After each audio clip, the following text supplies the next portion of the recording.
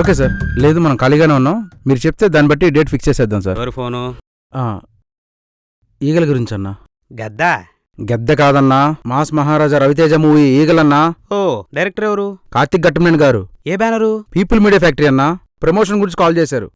అయినా మన ప్రమోషన్స్ అంటే తెలుగు స్టేట్స్ ఎమోషన్ నా పొగ. మాస్ మహారాజా కదా, మాస్ పిఆర్ చేద్దాం నా పొగ.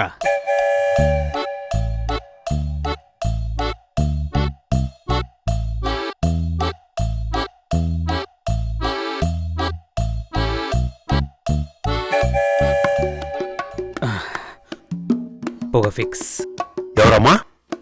నా పేరు పొగ సార్. పొగ? మీరు విన్నది కరెక్టే సార్, నా పేరే పొగ. ఓహో. పొగలొచ్చే పబ్లిసిటీ ప్లాన్ చేశాను సార్. మీ కామెడీ టైమింగ్ని సెంటర్గా చేసుకుని ఒక మంచి ప్రోగ్రామ్ ప్లాన్ చేశాను నా పొగ. ఇందులో నేను అలాంటి కామెడీ చేయలేదు. చేయరా సార్? సార్, హీరోయిన్తో రొమాంటిక్ డాన్స్లు ఏమైనా ఉన్నాయా సార్? దీంట్లో అలాంటివి లేవు. అవి కూడా లేవా?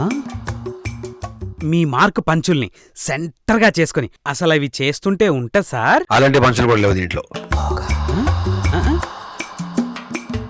ఈ సినిమాలో మీరు ధమాకాలో రవితేజలా ఉంటారా, ఈడియట్లో రవితేజలా ఉంటారా?